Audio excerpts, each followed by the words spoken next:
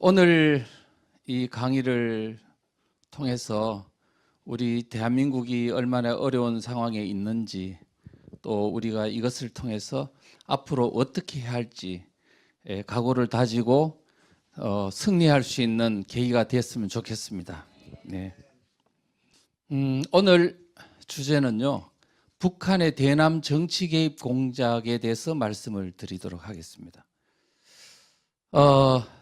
제가 지금 대한민국이 심각한 체제위기 상황에 있다는 것을 많이 깨닫고요, 노심초사하면서 어떻게 하면 이 대한민국을 살릴 수 있을까? 살릴 수 있는 방법은, 가장 좋은 방법은 뭐냐? 바로 국민들을 깨우는 겁니다. 어떻게 하면 깨울 수 있을까를 고민한 결과 책을 만들어야 되겠다 이렇게 생각하고 지금 반대한민국 세력의 비밀이 드러나다는 책을 쓰게 됐습니다. 한 14년 정도 걸린 것 같습니다. 그래서 저의 모든 부족한 능력을 여기에 집중적으로 투입을 했고요. 그 다음에 2030 세대들이 읽을 수 있는 280쪽짜리 2030 반대한민국 세력의 비밀이 드러나다 책도 만들었습니다. 그리고 이 내용을 가장 요약을 해가지고 31페이지짜리로 대한민국은 체제전쟁 중이라는 소책자를 만들었습니다. 자, 이 핵심 내용이 오늘 제가 강의하고 있는 내용이 바로 여기에 들어 있습니다. 제가 책을 만든 후에 여러 원로분들께서 많은 격려를 해주셨어요. 그 중에 이제 이인호 이사장님이라고 아시죠? KBS 이사장 하신 그분이 참 책 잘 썼다 하면서 꼭 이 내용을 중에서 오늘 지금 하는 이 내용은 아무도 지적하지 않은 내용이니까 꼭 좀 국민들에게 알려줬으면 좋겠다 이렇게 말씀을 하셨어요. 그래서 오늘 지금 여러분들에게 이 내용을 제가 집중적으로 70분 동안 제가 강의를 통해서 말씀드리도록 하겠습니다.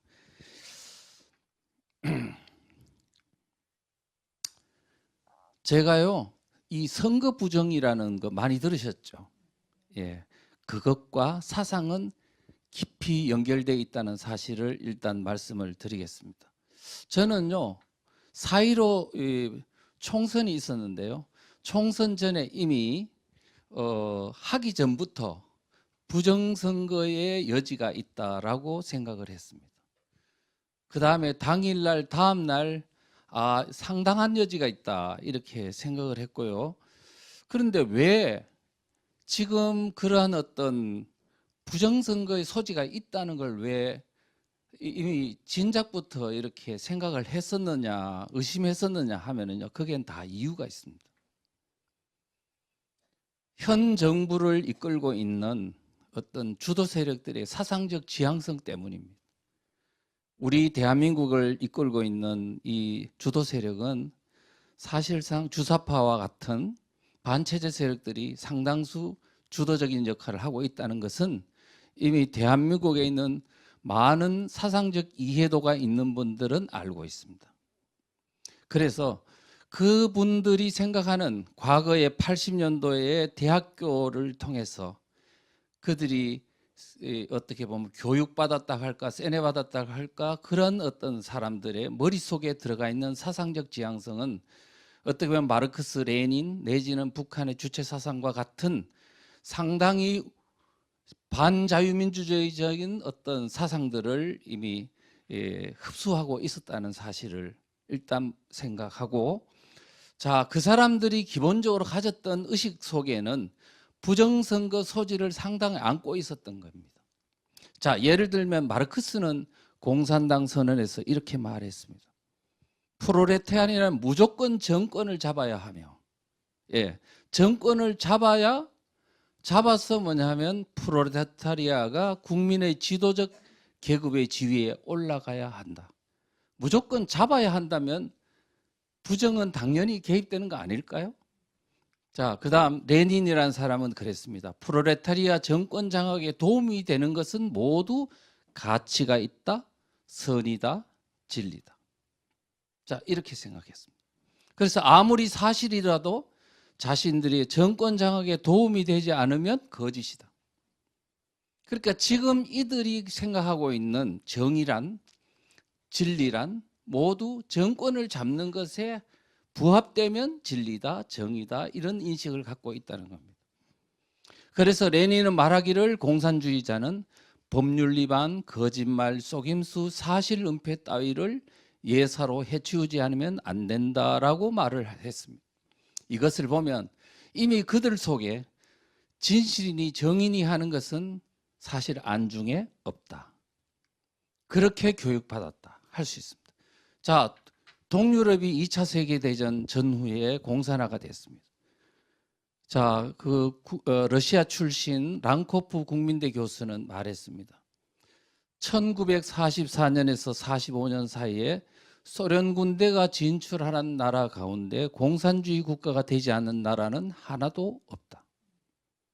그러면 동유럽 국가의 공산화되는 과정을 보면요, 대부분 다 소련 군대가 강제 진입을 했지만 그 강제 진입해서 민주주의 국가를 공산화시키는 그 과정을 잘 살펴보면요, 전부 다가 그와 같은 레닌이 말했던 그런 부정적, 합법적, 비합법적, 반합법적인 많은 어떤 그 조치들을 이렇게 혼용을 해가지고 결국은 자유민주주의를 공산화시키는 그런 방법을 갔다는 거거든요. 자, 그런 가운데는 다 부정선거라는 그 도구들을 다 활용했다는 겁니다. 헝가리나 폴란드, 동독과 같은 많은 어떻게 보면 그 당시에 자유민주주의 국가들이 공산화되는 그 과정들을 가만히 살펴보면요, 여러 정당들이 있잖아요. 공산당을 제외한 다른 정당들과 연대를 하거나 통합을 하거나 이른바 통일 전선 전술을 통해서 그렇게도 하고요. 안 되면 야당을 탄압하거나 저항 세력을 학살하는 등 불법적인 행위도 자행을 했고요. 그 다음에 광범한 부정선거를 자행했습니다. 그래서 결론은 뭐냐? 반드시 선거에서 승리한다. 그래서 권력을 쟁취한다. 그리고 체제를 바꾼다. 이런 과정을 거쳤다는 겁니다. 그래서 거기에서는 반드시 광범한 부정선거 어떤 내용들이 다 내포돼 있었다라는 것을 저는 생각을 했습니다. 자, 그리고 동유럽이 공산화 과정뿐만 아니고요, 공산화가 사실 해체되는 과정이 있죠. 89년도에서부터 90년도, 91년도 12월 달에 소련이 무너지는 과정까지 그와 같은 공산국가가 해체되는 과정에서도요, 부정선거 때문에 그게 폭발이 일어나가 결국은 동독이 무너지고 그 다음에 동유럽 나아가서는 소련이 무너지는 기폭제가 됐다는 거예요. 그러니까 동독에서 지방선거가 있었는데요, 거기에 공식 집계로는 98.85%가 찬성이 됐다는 거예요. 그런데 거기에 참여했던 사람들은 실제적으로 투표율이 60%에서 80%밖에 안 됐고 반대표가 한 30% 가까이 나왔다는 것을 이미 다 거기에 참여한 사람들은 알고 있는데 정부는 어떻다고요? 98.85%가 찬성했다고 나온 거예요. 여기서부터 그 동독에 있는 동베를린 교회와 같은 교회들이 그 부정선거를 이제 저항하는 어떤 그 운동을 시작하고 기도회도 하고 하면서 일반 시민들이 동참하고 하면서 결국은 동독의 베를린 장벽이 무너지는 어떤 사태로 진화가 됐고 결국은 동유럽이 무너졌습니다. 그렇게 볼 때 이것 또한 교회에서부터 부정선거를 저항하는 운동에서부터 이것이 무너졌구나. 그러니까 우리가 생각해 보면 지금 우리도 바로 그와 같은 어떤 진실을 가지고 투쟁하고 저항하는 이 운동이 결국은 어떤 부정 세력들을 무너뜨리는 하나의 거대한 기폭제가 될 수 있다. 이런 말씀을 드리면서 오늘 저는 이와 같은 뭔가 대한민국의 선거 가운데 북한이 과연 어떻게 개입했는가를 우리가 한번 구체적으로 좀 관찰해보는 여행을 한번 해보는 게 굉장히 좋겠다 이렇게 생각합니다. 자, 그런데 우선 그 앞에요, 이 공산주의 국가나 사회주의 국가들은 선거 부정하는 거를 너무나 당연시해요. 예를 들면 우리가 지금 요 사진에 있는 시진핑, 예, 지금 중국 전인대라고 이런 어떤 그 행사에 2018년도 3월 11일 날 전체 회의를 했는데 거기에 이제 중국 인민공화국 헌법 초안에 대한 투표를 했는데 찬성이 2,958표, 반대 2표 이렇게 나왔습니다. 이거는 우리 일반적으로 자유민주주의 국가에서는 있을 수 없는 투표 결과겠죠. 그렇지만 공산주의 국가는 의례 그것이 당연한 것처럼 해왔다는 겁니다. 그럼 북한은 어떻습니까? 의례 당연히 그렇게 했습니다. 6.25 전쟁 때 북한이 내려와서 3개월 동안 점령할 때도요, 그 지역마다 인민위원회 그런 투표를 했잖아요. 했는데 어떻게 했습니까? 백지 투표함, 그 다음에 검은 투표함을 해놓고 찬성하는 사람들은 하얀 투표함에다가 이렇게 기표를 하고, 그 다음 반대하는 사람은 검은 투표함에다 반대를 했으니 이게 공개 투표 아닙니까? 그렇게 해서 했다고요. 원래 공산주의 사회주의는 그게 원래 당연한 줄 알고 하는 겁니다. 우리 자유민주주의 개념으로 보면은 이해가 안 되지만 그들은 원래 그런 인식을 갖고 있다는 것을 우리는 절대로 잊어서는 안 된다고 생각합니다. 자, 그렇다면 우리나라 국내 좌파 세력으로 이제 포커스를 좀 한번 돌려볼게요. 선거의 부정 행태는 어땠을까? 여러분 잘 아시는 2012년도는 총선이 있었어요. 총선에 통합진보당이라고 약칭 통진당이라는 정당이 만들어져 가지고 4월 달에 총선이 있었고 한 달 뒤인 한 5월 달부터 통진당 내부의 비례대표 문제를 둘러싸고 내분 사태가 발생했습니다. 그런데 그때 당시에 통진당 사람들 중에는요, 이석기라는 사람이 누군지 몰랐어요. 이 양반은 지하에서 활동한 사람이기 때문에 사실 잘 몰랐거든요. 그런데 그때 처음으로 뭘 했냐면 온라인 투표를 처음으로 시작한 바로 그런 선거였어요. 거기서 엄청난 부정이 일어났습니다. 이석기가 사실은 가장 다득표를 했습니다. 나중에 PD 계열이 막 반발을 하고 고소 고발을 하고요, 이렇게 해가지고 5명이 구속되는 사태까지 겪게 됐죠. 그런데 그때 조사를 해보니까 이석기가 얻은 표의 58.85%가 중복 IP 투표였다는 겁니다. 말하자면은 한 사람이 한 컴퓨터를 가지고 2번씩 이렇게 투표를 했다는 얘기거든요. 그런데 이석기가 얻은 표 중에 전북에서 나온 거는 중복 IP 투표 득표율이 100%, 전남에서는 98.48%였다고 합니다. 그러니까 아마 이석기를 지지하는 강력한 그룹이 말로는 경기동부연합이니까 이게 성남 용인 지역이라고 보지만 이미 전남 전북은 이석기의 상당히 컨트롤 범위 하에 있었다고 볼 수가 있는 거죠. 자, 이런 상황에서 부정은 광범위하게 이루어졌고 그것이 들통나는 바람에 상당히 문제가 됐죠. 나중에 설명을 좀 드리겠습니다. 자, 이런 사태가 있었고요.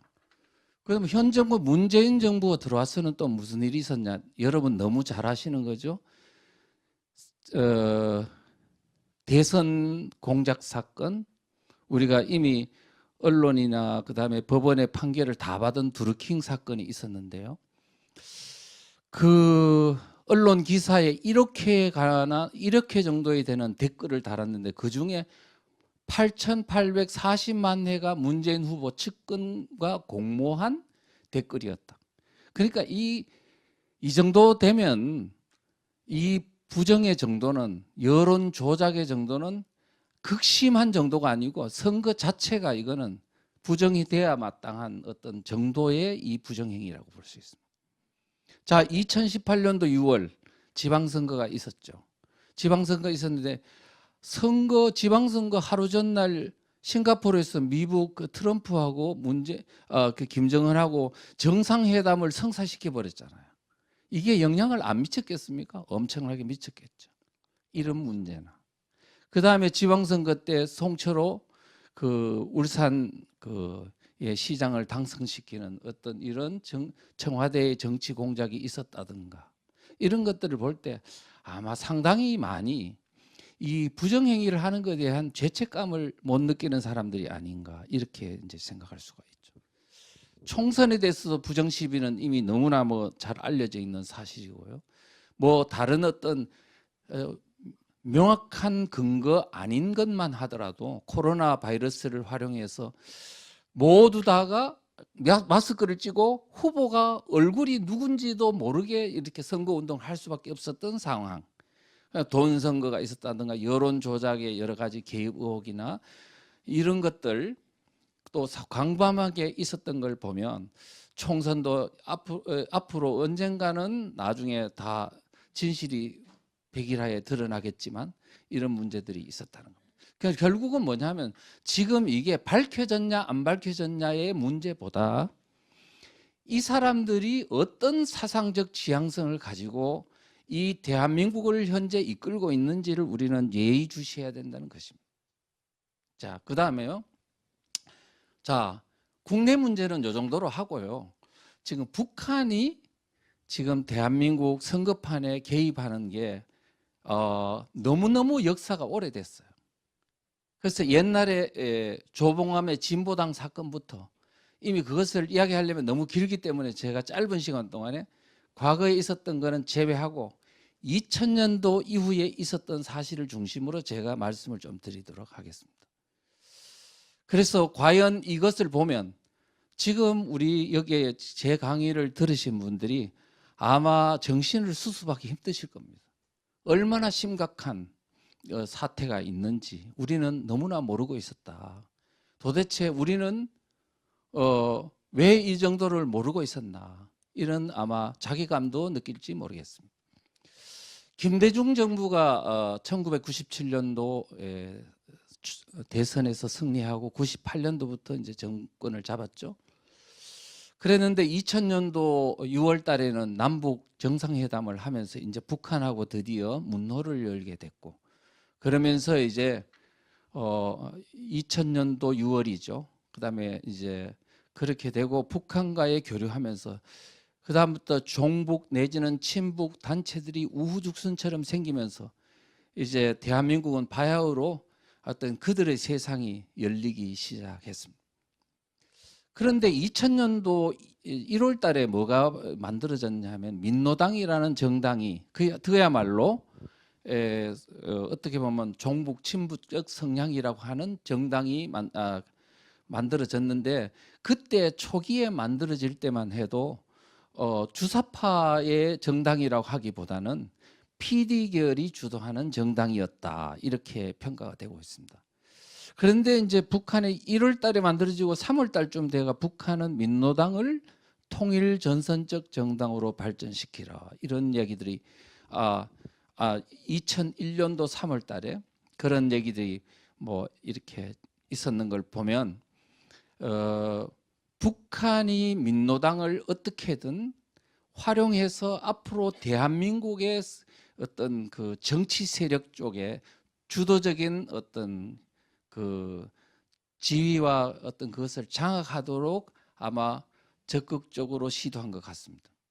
그러니까 2001년 3월인데 그리고 아마 몇 달 뒤에 2001년도 9월 달 2001년 9월 23일 날 우리나라 그때 당시에 전국연합이라고 NL계의 전선체 연대체인 전국연합의 주도 세력이 충북 괴산에 가면 군자산이라고 하는 거기에 있는 보람원 수련원이라는 곳에서 한 700여 명이 모여서 이렇게 어떤 회합을 했습니다.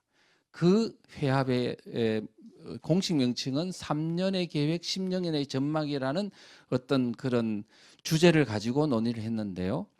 그것을 이름하여 군자산의 약속이라고 지금은 이렇게 불리고 있습니다.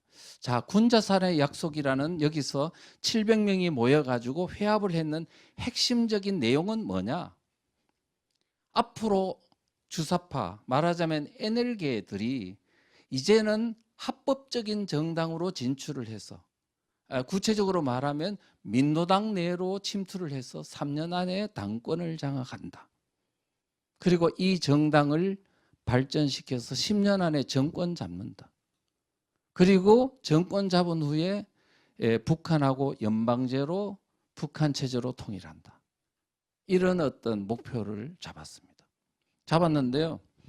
그러면 지금 이 3년 안에 당권을 장악한다, 10년 안에 정권을 창출한다, 그리고 북한하고 연방제로 통일한다는 이 어떤 목표가 처음에 제가 당시에 그거를 볼 때는 참 말도 안 된다.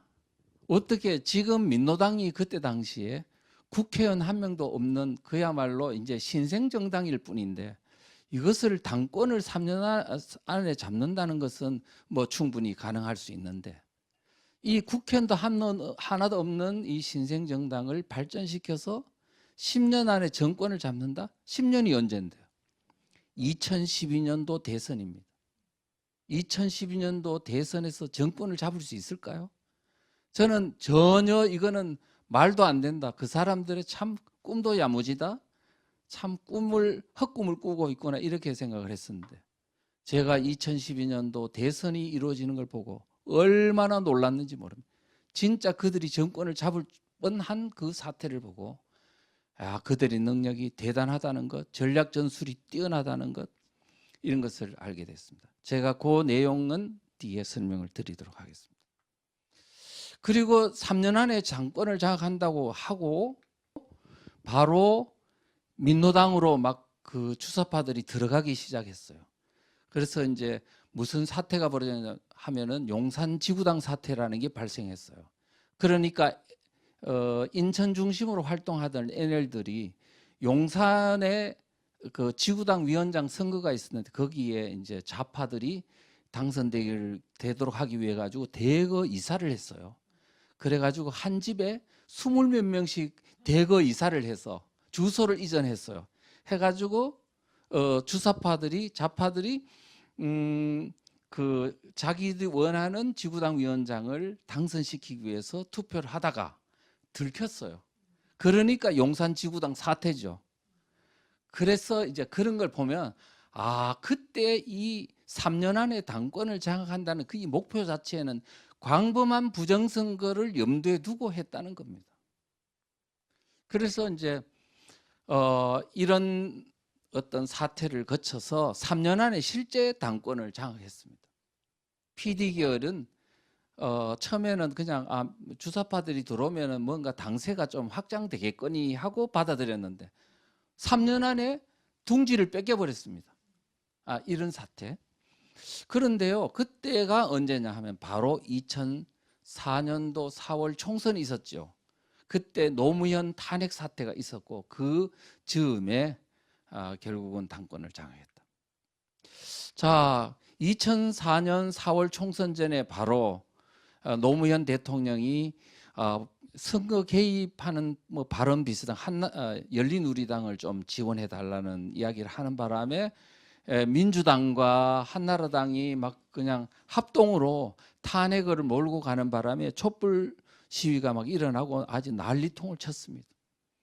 그래가지고 언론에서 엄청나게 KBS, MBC, SBS 같은 데서는 이 탄핵 사태의 부당성을 알리면서 총선이 완전히 그냥 역풍을 맞아가지고요.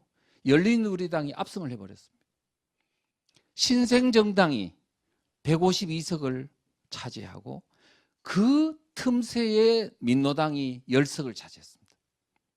지역구 6석, 비례대표 4석. 아니 하나도 없던 국회의원 하나도 없던 민노당이 있잖아요. 3년 안에 당권만 장악한 게 아니라 국회의원을 10명을 차지해버린 거예요. 놀랍지 않습니까?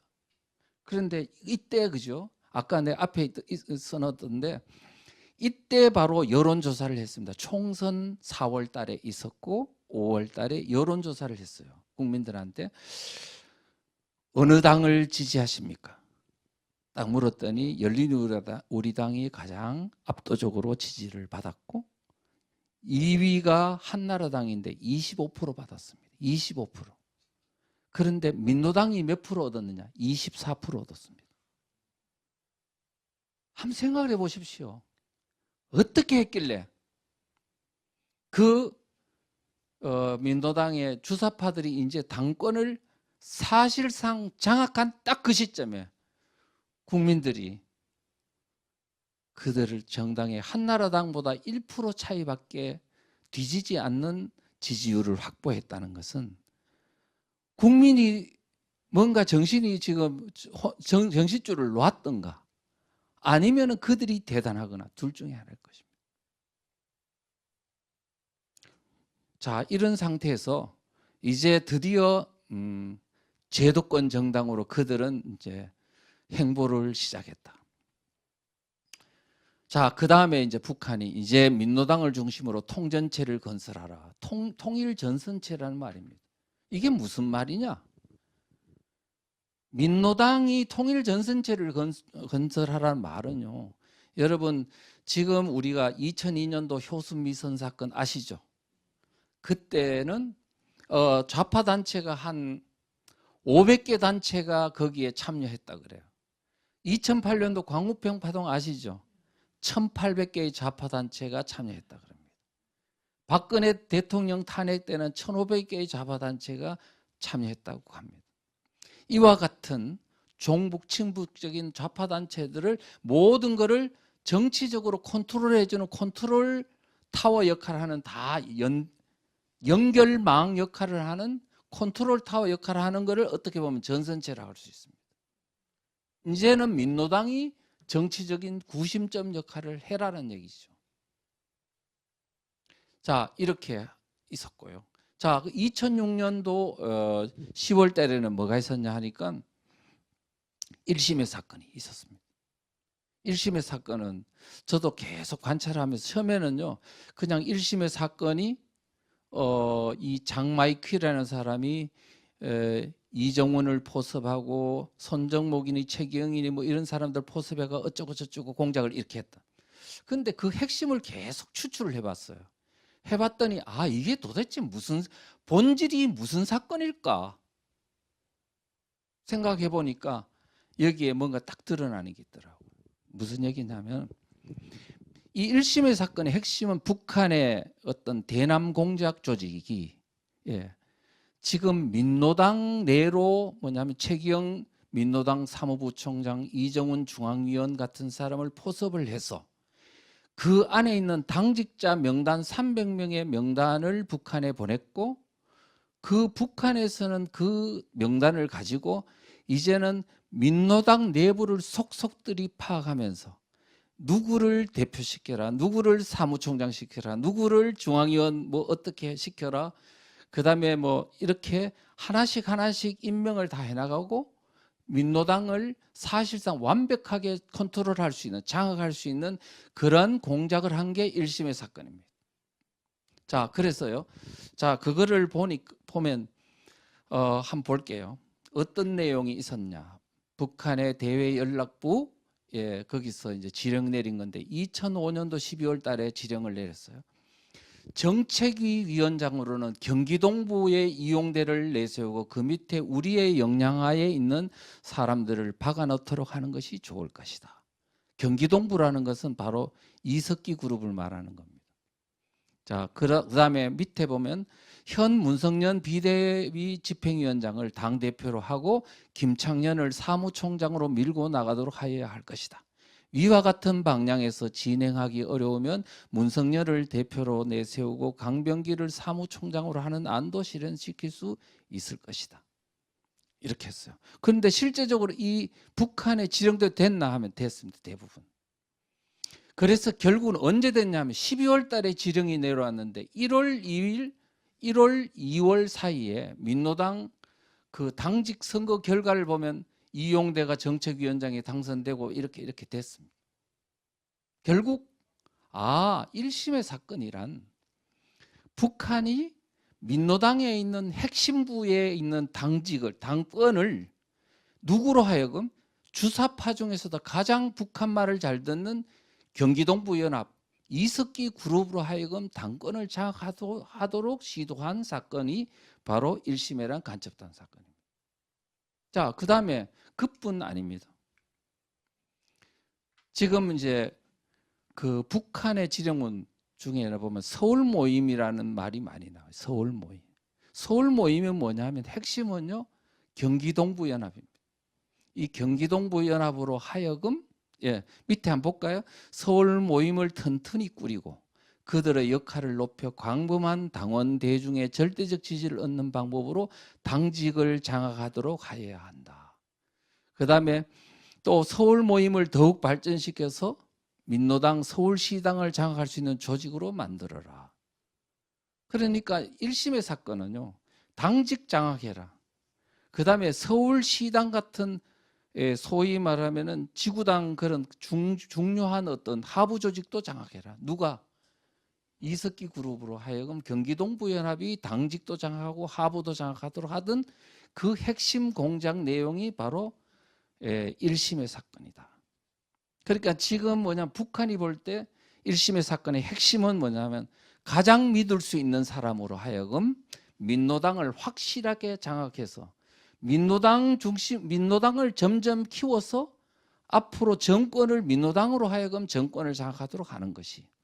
그렇게 되면 북한은 피 안 흘리고 대한민국의 정권을 장악할 수 있다 하는 그것을 꾸몄던 것이 바로 1심의 사건인데, 그런데 2006년도 10월 달에 예상치도 않게 김승규 국정원장이 그 조직에 국정원장으로 가는 바람에 이 모든 게 그냥 사단이 나고 말았습니다.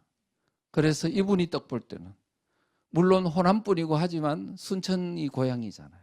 그런데 기독교 정신에 입각한 그분이 가는 바람에 이건 뭐야? 그래가지고 이제 그 수사를 시작해서 했는데, 그러니까 바로 청와대에서 이거를 수사하지 못하도록 방해를 했죠. 근데 1심의 사건은요, 매우 묘한 사건이었어요. 우리가 수사관들의 얘기를 들어보면 간첩한 사람 혐의자를 수사해가지고 이제 법원에다가 이제 검찰에 이첩을 하고 넘기잖아요. 그러면 간첩 혐의면 이 사람이 그동안에 많은 사람을 만났을 거 아니에요. 그래요, 안 그래요? 자, 만나는 사람을 접촉자들을 다 수사해야 돼요, 안 해야 돼요? 그러면 한 사람이 간첩 혐의자면 그동안에 만났던 사람을 주요 접촉자들을 해보면 대충 한 20배는 더 수사를 하게 돼 있다는 거야. 그렇겠죠? 그러면 5명을 수사한다고 하면, 간첩 혐의자라고 하면 몇 배를 방증 수사를 해야 되는 거예요? 100명은 해야 되겠죠. 그죠? 그런데 놀랍게도 지금 이 1심의 사건의 간첩 혐의자가 5명이었어요. 5명을 이제 기소를 했는데 몇 명이나 수사해야 된다고요? 100명을 해야 되는데 6명만 수사했어요. 그 중에 6명, 1명은 뭐냐면 한 사람의 부인이야. 그러니까 이게 어떤 의미인가요? 이게 축소 수사인 거지. 그러면 청와대에서 결국은 뭐냐면 이 수사를 못하도록 이모저모 방해를 많이 했다고 해요. 김승기 원장도 그거를 인정했고요. 그 얘긴즉슨 또 무슨 얘기가 되냐? 청와대조차도 이 수사를 못할 정도로 상당한 압력이 존재했다. 그 얘기인즉슨 누구 수사인데요? 이석기 그룹의 수사를 방해할. 그때 2006년도조차도 이미 그들의 이석기 그룹을 경기동부연합을 수사하는 게 상당히 못하도록 방해할 정도의 강력한 정치적 힘이 존재했다. 이렇게 되는 겁니다. 자, 그 정도로 하고요. 그래서 이제 김승규 원장은 그 수사를 하다가 결국은 퇴출됐습니다. 그러니까 지금 우리가 얼마나 어려운 상황에 있는지 알 수 있습니다. 그런데 저는요, 이렇게 생각합니다. 정말 이분한테 물론 여러 가지 뭐 어떤 여러 가지 뭐 부족했던 부분도 없지는 않겠지만 그 당시에 이분이 1심의 사건을 수사하지 않았더라면 우리 국민들은 아무도 모르는 상황에서 대한민국은 이미 한마디로 끝장났을 수도 있다고 생각합니다. 이 사건이 있음으로 인해서 북한의 대남 공작이 이렇게 지금 이루어지고 있다는 사실을 국민한테 알려주고 각성시켜준 중요한 계기가 됐다.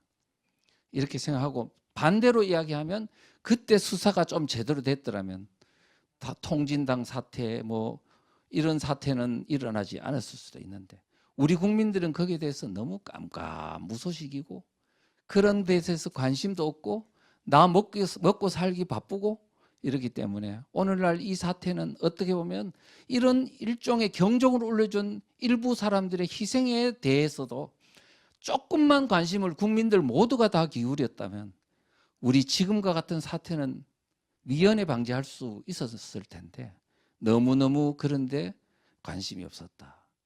그런 어떤 말씀을 드릴 수가 있죠. 이명박 정부가 들었었습니다. 이명박 정부는 2008년도 광우병 그 파동 때문에 상당히 이제 이명박 대통령이 쫄아가지고 청와대 뒷산에 올라가서 아침 이슬을 부르면서 눈물을 흘렸다고 하죠. 그러면서 이제는 좌파들하고 싸움을 포기해버리고 중도 실용론 그들과 연합해가지고 일단은 적당한 선에서 이렇게 봉합하는 노선을 취했죠. 저는 그 부분에 있어서 그들의 어떤 그 싸움을 회피하는 실상을 잘 저는 목도한 바가 있습니다. 그런데 뭐 그거는 뭐 그렇다 치고 2010년도 3월 달에는 무슨 일이 있었느냐? 천안함 폭침이 있었습니다. 3월 달 폭침이 있었는데요. 46명이 죽었어요. 젊은 장병들이 다 죽었으니까.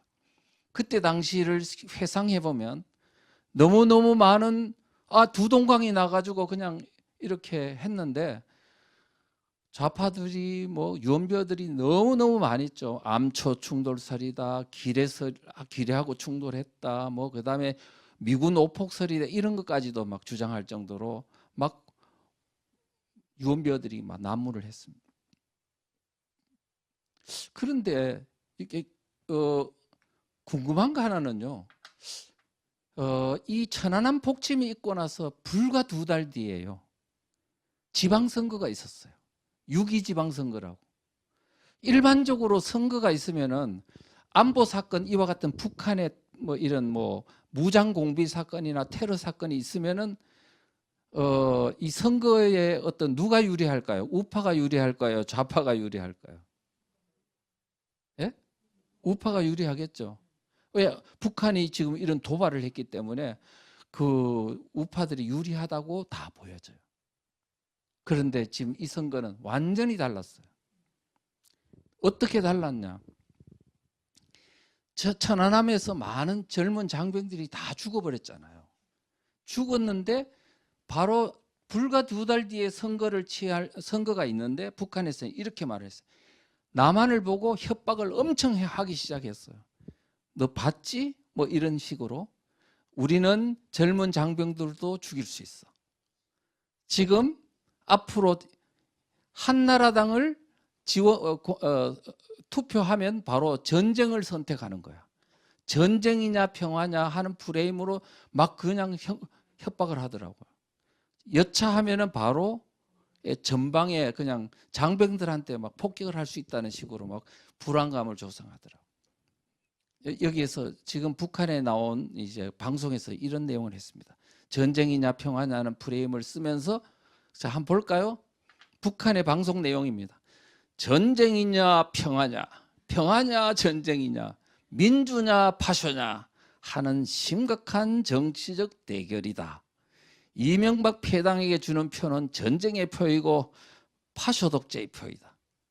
그러니까 한나라당 찍으면 당신네들이 전쟁을 선택하는 거야. 나 우리 책임 안 져. 이런 거 폭격하겠다는 얘기거든.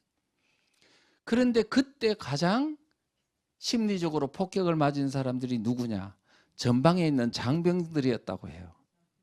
그래가지고요, 이제 전쟁 막 분위기가 막 고조되니까 이제 지휘관들이 저 머리카락 좀 깎어라, 손톱 발톱 좀 깎아가지고 이 봉지에 사라 그러니까 훌쩍훌쩍 울면서 진짜 전쟁 나는 모양이네. 그래서 엄마한테 전화해가지고 엄마 아들 죽는다. 아들 죽으니까 한나라당 찍지 마라. 뭐 이렇게 해서 그 신문에 다 뜬 내용입니다. 그래서 한나라당 선거 운동원조차도 그때 한나라당을 안 찍었다고 합니다. 그럼 결과는 어떻게 됐을까요? 민주당의 압승으로 나타났습니다. 그런데 민주당만 압승 나왔느냐? 훨씬 더 혜택을 본 사람이 있더라고요. 혜택을 본 단체가 있어요. 뭐냐 하니까 바로 민노당입니다. 한번 볼까요? 민주노동당이 그때 이 지방선거 때 어떤 혜택을 받냐 하니까 지방의원 단체장 합해가지고 142명이나 당선됐어요. 여러분 그 이후에 통진당 아시죠? 통진당. 그거는 민노당보다 월등히 이렇게 많은 세력이 통합된 건데 통진당이 그 이후에 뭐 지방선거 때 2014년도 해보면 37석밖에 못 얻었거든요. 그런데 그때 천안함 폭침 때 민노당이 얻었던 이거 142석이에요. 얼마나 이 선거의 큰 최대 수혜자가 바로 민노당이었다는 겁니다. 우리가 지금요, 북한이 어떤 테러를 한다 이런 걸 하면 그냥 상식적으로 판단하지 마시고요. 이 배후에 존재하는 지하에서 어떤 그들이 어떤 목적과 어떤 전략 전술에 따라서 어떻게 움직이는지를 예의 관찰하지 않으면 우리는 항상 북한의 대남 공작과 이 전략 전술에 휘둘려가 이용당해 가지고 결국 그들이 원하는 것을 우리가 다 우리 손으로 찍어주게 돼 있습니다. 이런 걸 볼 때 지금 대한민국이 국민들이 과연 이런 부분에 대한 얼마나 인식을 갖고 있는지 심히 걱정스러운 부분이 많지 않을 수가 없습니다. 자, 2010년도부터요. 이제 2010년도부터 2012년 총선 대선 전략을 깊이 논의했습니다. 그러니까 2012년 대선인데 12월이 대선이었는데 10년도부터니까 상당히 오래전부터 대선 전략을 어떻게 했는지 깊이 논의가 했다는 사실을 우리는 관찰해 봐야 합니다. 그런데요, 북한에서는 2012년도라는 걸 그냥 단순하게 생각하지 마십시오.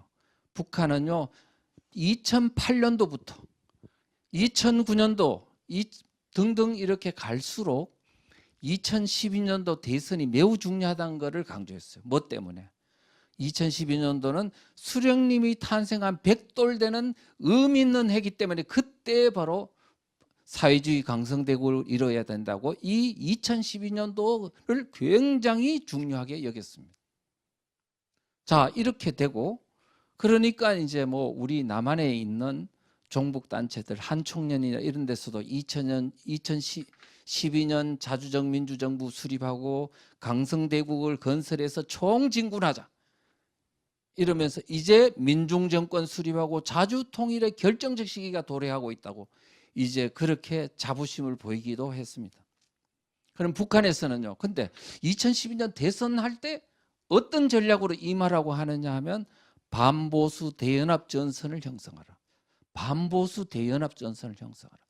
보수 패당만 제외하고 나머지 진보 세력과 중도 세력이 연대를 통해 가지고 고립시켜서 정권을 잡아라. 이렇게 북한이 계속 반보수 대연합 정권 장악을 위한 선거 개입 전략을 계속 발사는 그렇게 이제 지시를 내렸던 겁니다. 그러니까 범청학년은 종북단체라고 다 알려져 있죠. 예, 범청학년, 범민련 이거 다 북한에서 지령해서 만든 그런 종북단체인데 거기서 그렇습니다. 이제 진보와 보수라는 새 정치 질서가 조성되어 있기 때문에 이제 2012년 대선에서 자주적 민주정부, 종북 정권을 수립할 수 있다. 이렇게 말을 했습니다. 자신감을 보였다고요. 자, 이런 거 보면 과연 2012년 대선이 어떻게 진행됐을까 궁금하시죠? 제가 보여드리겠습니다. 그 다음, 자, 그리고 나서 북한은 2012년 총선 대입을 위한 개입을 위한 지령을 내렸는데 이런 식으로 내렸습니다. 이거는 무엇을 통해서 할 수 있냐면 인천 중심으로 활동하던 왕재산이라는 간첩단이요. 국정원에 의해서 2011년도요 8월 달에 적발이 됐습니다. 김덕용이라는 주모자가 이제 그 지령받은 노트북이 그냥 다 까발려져가 그 안에 있는 지령 내용이 다 드러났습니다. 언론에 다 노출된 내용입니다. 이게 그 사건 때문에. 자, 내용을 한번 볼게요. 이렇게 돼 있네요. 북한의 제225국 225국 말하자면 대남 공작의 기관에서 왕재산이라는 간첩단 지하당한테 지령을 내렸는데 이렇게 내렸습니다. 민노당을 중심으로 진보대 통합정당을 구성하라. 민노당을 중심으로. 자, 민노당의 핵심이 누구냐 하면 바로 당권이 누구한테 있느냐 하면 이석기 경기동 부위안협이 갖고 있습니다. 자, 중심으로 진보대 통합정당을 구성하라. 우리 지금은 뭐로 이제 이거로 이해가 되냐면 통합진보당을 만들어라라는 것으로 이제 이해가 됩니다. 자, 민노당을 통합진보당으로 만들어라고 이해되는 지령이 나왔고 늦어도 2011년도 12월 이내는 대통합진보당을 완성하라 그랬는데 10월이 아니고 12월에 만들어졌습니다. 그리고 국민참여당을 참여시켜라. 국민참여당은 노무현 주도 세력이 만든 정당인데 이거를 참여시켜라. 그래서 유시민 대표가 들어갔습니다. 자, 그리고 통진당을 만든 후에 어떻게 하냐면 민주당과 야권 연대를 하라고 지령이 내려졌어요. 민주당의 국회의석을 양보받아내고 정책적 담보도 받아내도록 야권 연대 방안을 강구하라 그랬어요. 그러니까 통진당 만들어 가지고 민주당과 야권 연대를 하라고 했거든요. 그리고 필요할 경우에는 본사 북한에다 문의하라고 이렇게 돼 있습니다. 자, 그러면 민노당은 또 어떻게 이제 검토를 했는지 한번 볼게요. 이제 북한에서는 그랬고 민노당 측은 누구의 얘기를 권영길 민노당 전 대표가 이런 말을 했네요. 2010년도 12월 달에. 그러니까 민노당과 진보신당이 지금 분열돼 있어요. 그래서 분열돼 있는데 이거 앞으로 새로운 진보정당으로 하나의 통합을 해야 되겠다. 만약에 이 통합이 안 되면 민주당을 끌어들일 수 없다. 야권 연대할 수 없으니까 반드시 끌어들여서 이 새로운 진보 정당을 만들어야 한다. 그리고 만약에 새로운 진보 정당을 만들면 이제 큰 파이를 키우면 이제는 민주당한테 손을 밀면 민주당이 거부할 수 없을 것이다. 그러면 먼저 진보대 통합을 한 후에 민주당과 야권 연대만이 답이다. 그래서 2012년 총선 대선에서 우리가 정권 잡는다. 승리할 수 있다. 이렇게 말을 했어요. 그리고 이쪽도 이제 그렇게 전략이 비슷비슷하네요. 자, 그 다음에 종북 좌파단체들은 또 선거 전략을 어떻게 검토했나. 이렇게 했네요. 민노당이 중심이 되어가지고 앞으로 2012년도 자주민주정부를 수립해 선봉했어야 한다고. 민노당이 중심 정권 잡아야 된다고 하고 그 다음에 뭐냐 민주당을 견인하라. 민주당을 이끌어 가야 된다는 거예요. 그러니까 중심 정당은 민노당이고 민주당은 협조정당 끌어가야 될 정당으로 이렇게 보고 있더라. 예, 그게 범민련에서 만든 자료입니다. 자, 그 다음에는 민주당은 또 어떤 준비 과정을 했느냐 한번 보면요. 민주당 내에는요 상당히 많은 논의를 거쳤어요. 그러면 민주당이 민노당과 진보정당으로 통합하는 게 좋으냐 아니면 민노당과는 별도로 우리는 민노당하고는 틀려 하니까 별도로 이때 야권 연대를 해야 되는 이 논의를 많이 했어요. 그래서 상당수 많은 사람들은 통합은 안 돼. 민노당까지는 오바야. 그러니까 그냥 연대로 가는 게 좋아. 이제 이런 입장이었는데 문재인은 그 당시에 민주당과 민노당을 단일 정당으로 통합하는 것을 찬성했습니다. 예. 어쨌든 이런저런 과정을 거쳐. 예. 민노당과 통합한다, 통합 안 한다 논의를 거쳐서 결국은 뭐냐면 통합 안 하고 야권 연대로 방향을 잡았습니다. 그런 후에 그러면 야권 연대할 수 있는 준비 과정을 거치더라고요. 그게 뭐냐면 2011년도 1월부터 있었던 100만 밀란 운동입니다. 문성근이가 앞장서서 전국을 투어하면서 곳곳에서 뭐냐면 사람들을 끌어모았어요. 8월까지 모으니까 얼마를 모았냐? 100만 명을 모으려고 그랬는데 20만 명을 모았어요. 그래가지고 그때 20만 명을 모은 후에 뭘 했냐? 혁신과 통합이라는 단체를 만들었어요. 정당을 만들기 위한 준비 모임을 만들었어요. 그게 2011년도 8월입니다. 그래가지고 그 사람, 혁신과 통합을 사람들을 모은 사람들을 가지고 시민통합당이라는 것을 정당을 만들었어요. 12월 7일입니다. 그런데 시민통합당은 그냥 좌파 시민단체들을 모았기 때문에 국회의원 한 명이 있을까요? 없을까요? 없었죠.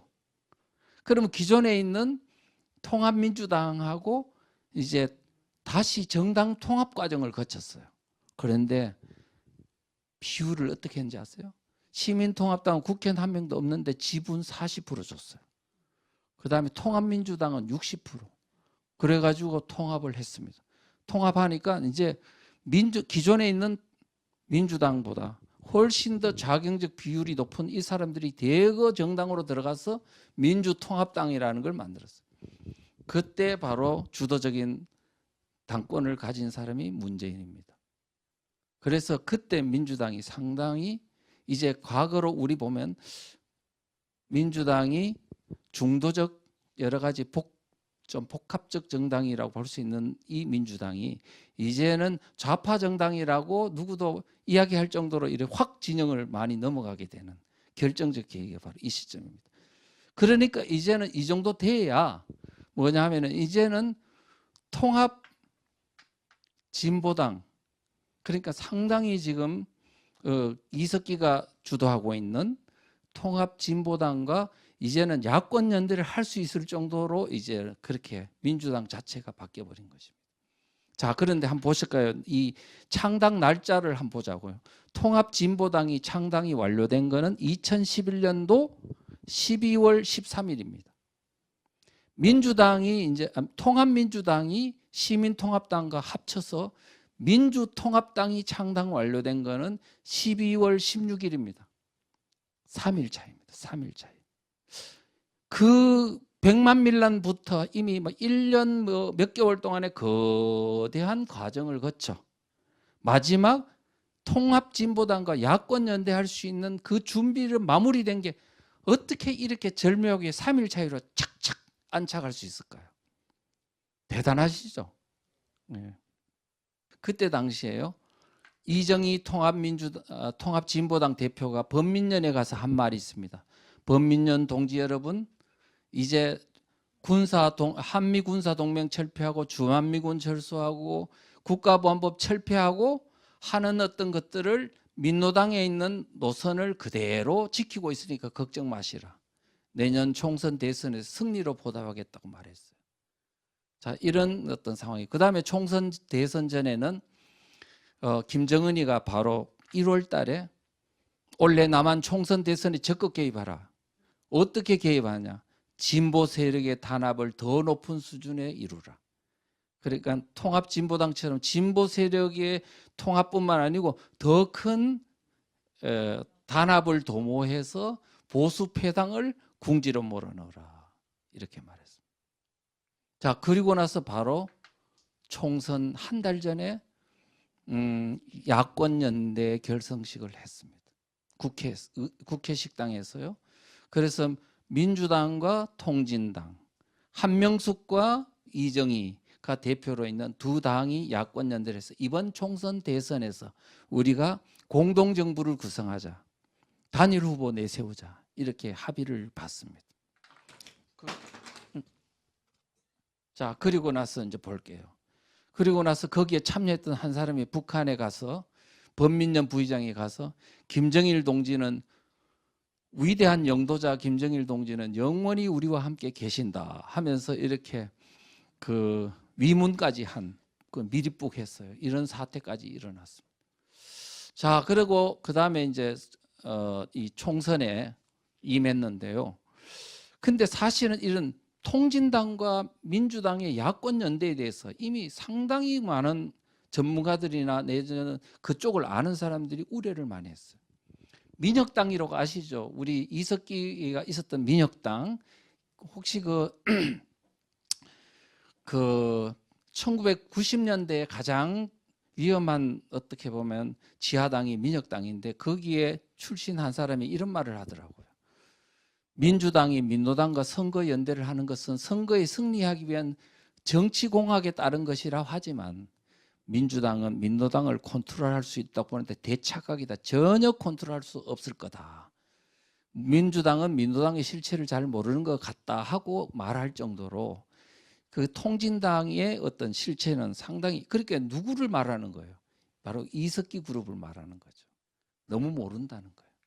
그래서 그렇게 하고 김영환도 그랬어요. 그때 야권 연대 한 해 만에 할 때 민노당 주변에 있는 남한 주사파의 핵심이 야권 통합 이후 정치권이나 정부의 핵심에 들어간다면 상상하기 힘들 정도로 치명적 상황이 일어날 수 있다.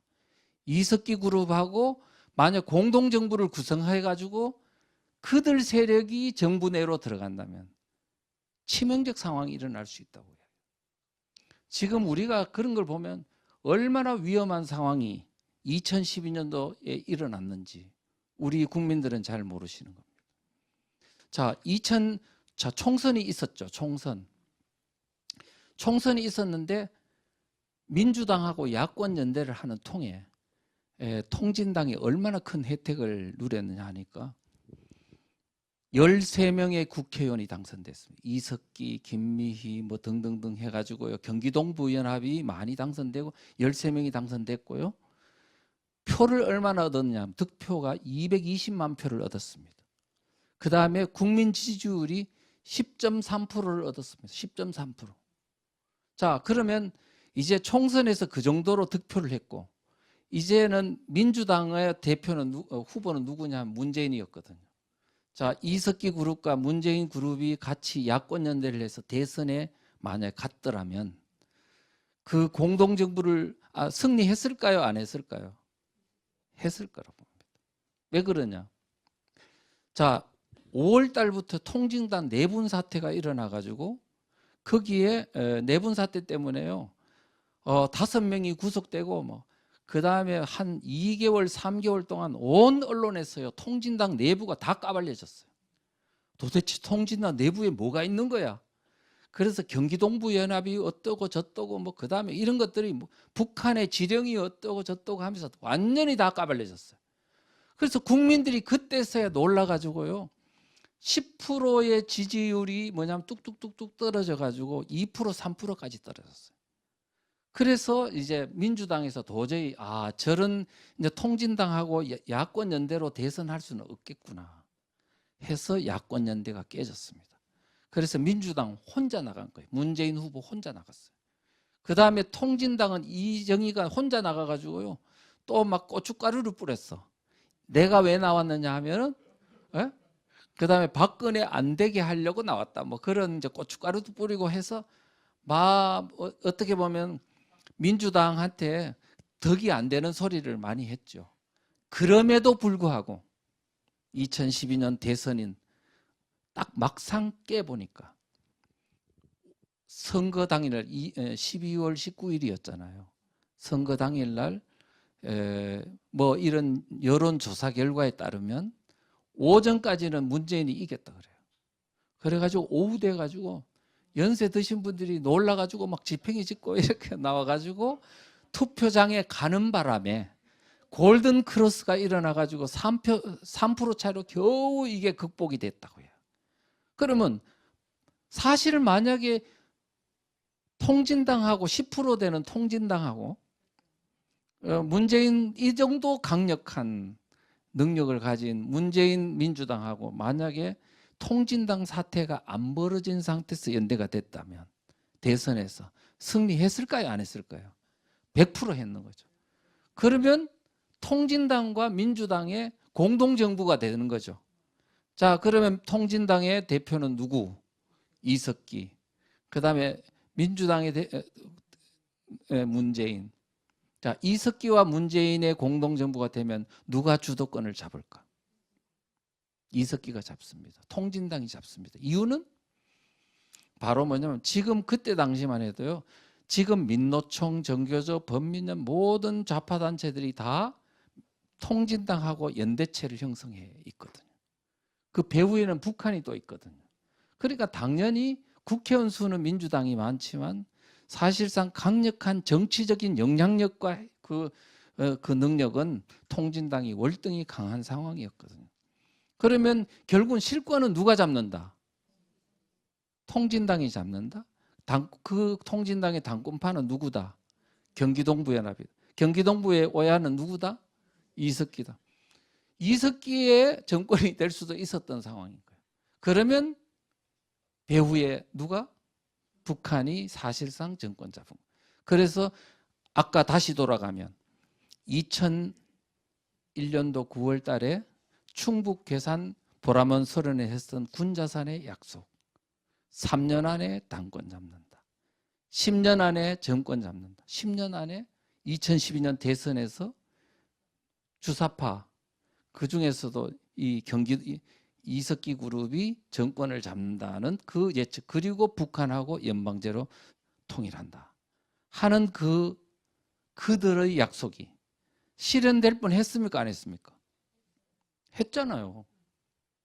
지금 여러분이 보니까 야, 이와 같은 일이 2012년도 12월 달에 있었구나.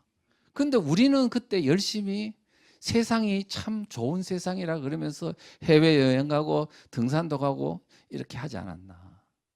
우리가 지금 오늘 이 사태를 당하고 보니 진짜 위험한 세상이 2010년, 11년, 12년에 지나갔었구나 하는 걸 알 수 있어요.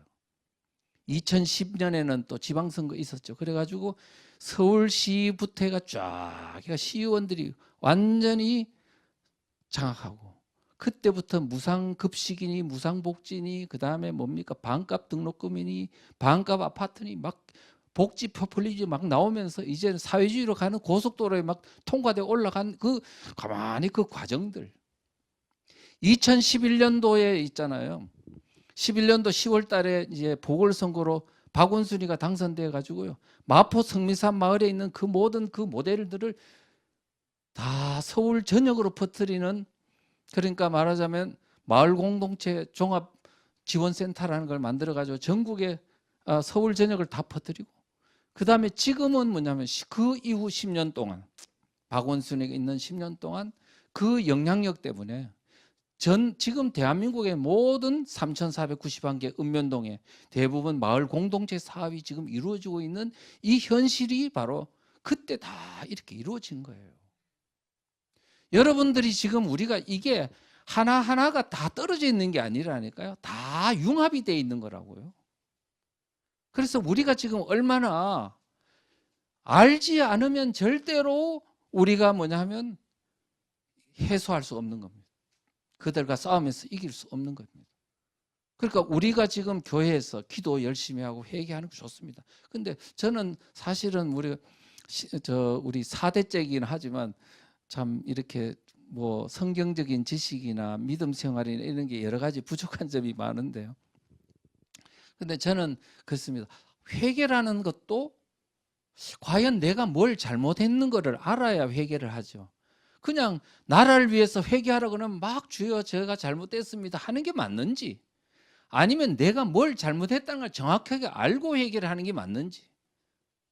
그러니까 지금 우리는 너무나 현지 상황을 모르는 겁니다. 모르면서 우리는 자꾸 기도를 하면 그 기도가 과연 힘이 있을까? 제가 그래서 이런 부분들을 우리가 좀 깊이 앞으로는 알면서 대응해야 되겠다는 생각을 하고요. 그다음 충북 동지회라는 게 지금 이번에 작년 9월 달에 적발이 됐습니다. 적발이 됐는데 그 모든 상당한 내용들을 보니까 이게 핵심적인 거는 정치 개입 공작, 선거 개입 공작이 보다 더 광범위하게 이루어지고 있다는 것을 저는 알 수가 있었습니다. 그 내용을 보면요. 2019년도 6월 22일 날 보면 다음 총선에서 공공당을 참패로 몰아 넣어야 된다. 그러니까 공공공에게 덜 씌워서 정치적으로 매장해 버려야 된다. 뭐 보수 패당의 집권양을 짚으셔야 된다. 그 다음에 또 뭐 어떤 이런 민주 진보 개혁 세력의 대선 후보를 뭐 어떻게 좀 지원해 달라 뭐 이런 얘기들. 그래서 보면 정치 공작, 선거 공작에 대한 내용들이 상당히 많이 돼 있는 걸 보면서 지금 북한의 지금 어떻게 보면 이런 지하당은 빙산의 일각일 뿐입니다. 그래서 오늘 지금 대한민국은 항상 그렇습니다. 저는 제가 전직이 이제 국가정보원에 소속된 국가정보대학원 교수로서 한 17년간을 이렇게 이제 봉사를 했는데, 그러면서 제가 직접 뭐 공작을 하지는 않았지만 그 대북 공작이라는 이 어떤 걸 항상 의식하면서 국가정보학이라는 전반적인 어떤 현상들을 항상 보면서 이렇게 살았기 때문에 그게 몸으로 생태적으로 이렇게 지금 그런 게 이제 이해를 하는 상황이거든요. 일반 국민들은 너무 몰라요.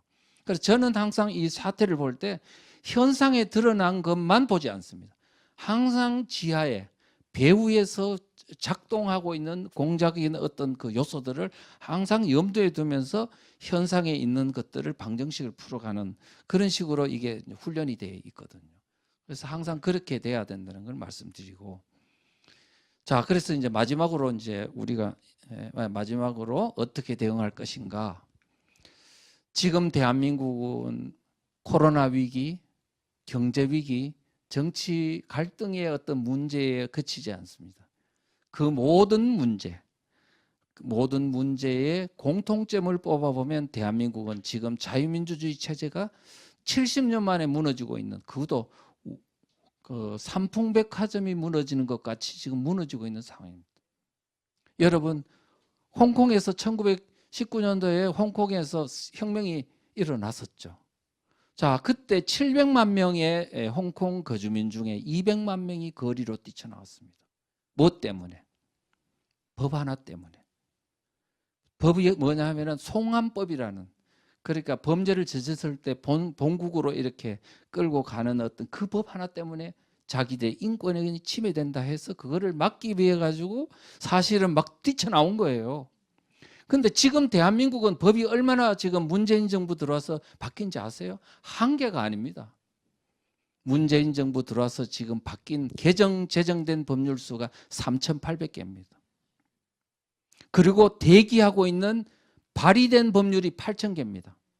그 법 하나하나에 차별금지법, 뭐 건강가정기본법부터 해가 주민자치기본법 다 있습니다. 이 법 하나만 하면요, 대한민국 끝장나는 게 많아요. 그런데 지금 국민들은 뛰쳐나오고 있습니까? 왜 안 나올까요? 모르니까. 왜 모를까요? 공부 안 했으니까. 우리가 지금 이런 것들을 보면서 자꾸 방심하는 겁니다. 아, 이제는 뭐 선거에만 이기면 된다고 생각하거나 하는 것은 너무나 현상을 잘 모르고 하면서 이미 치명상을 입어버렸습니다. 제가 볼 때는요, 여러분, 대한민국은요, 우익의 나라입니다. 자유민주주의를 우익이라고 합니다. 우익의 나라인 대한민국이 좌익에 의해서 가지고요, 정권이 선거로 넘어가 버렸어요. 상상할 수도 없는 일이.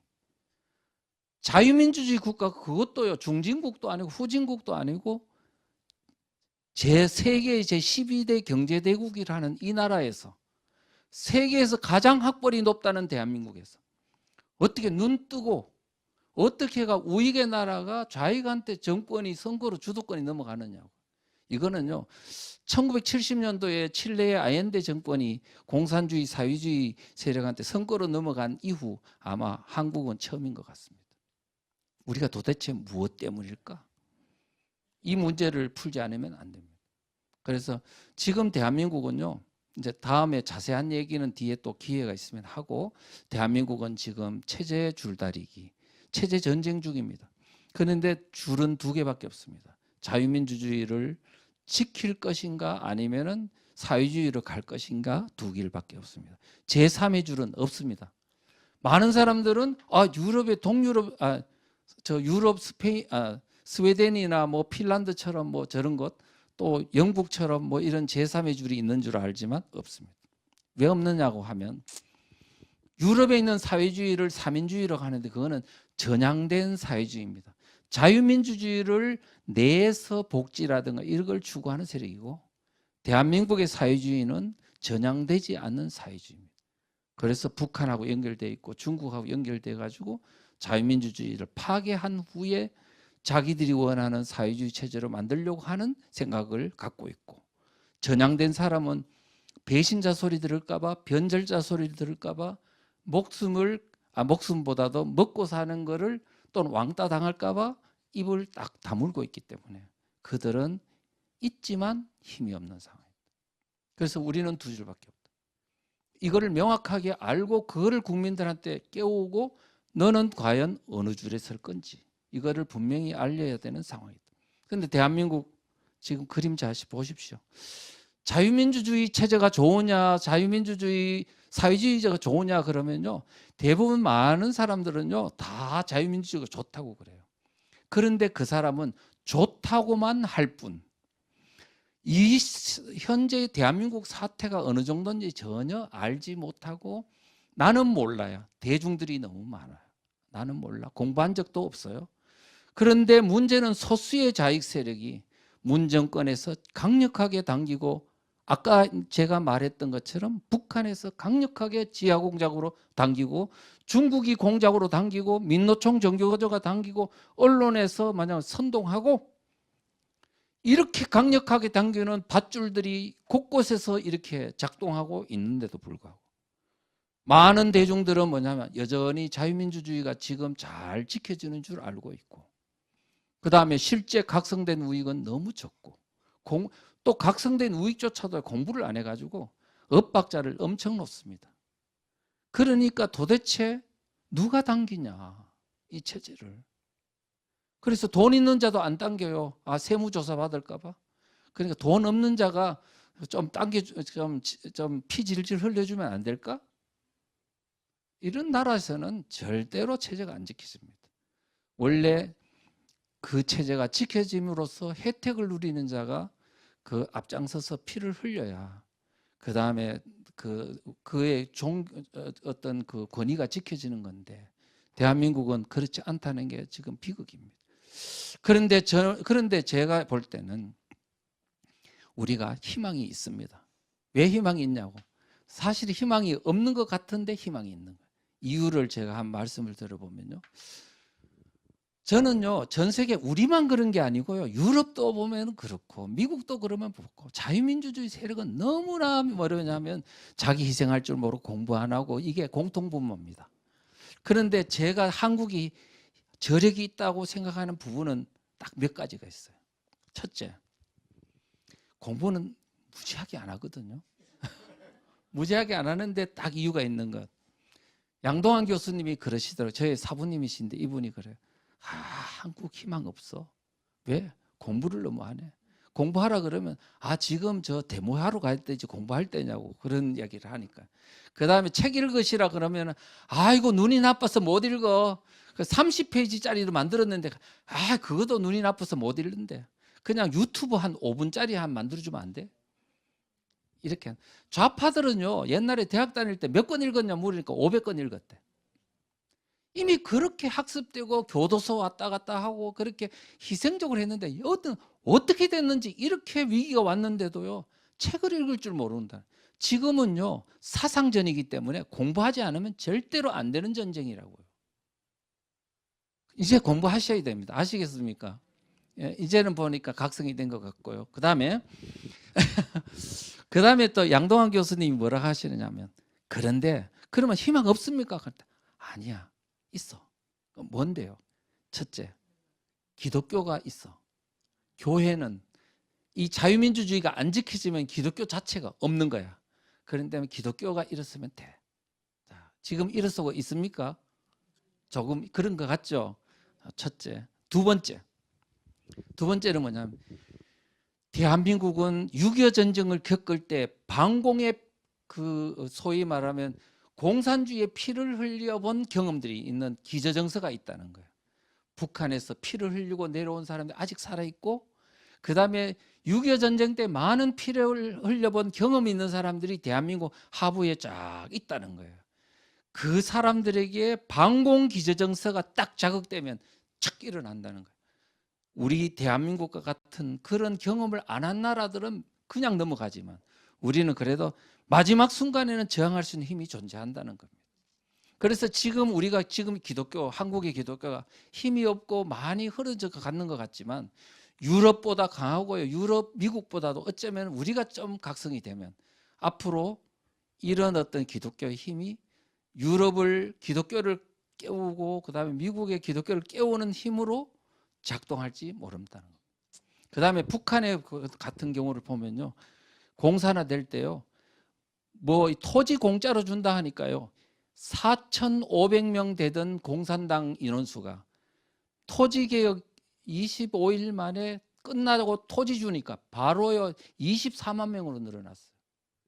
동유럽도 그렇게 공짜로 주는데 다 빨리 넘어가더라고요.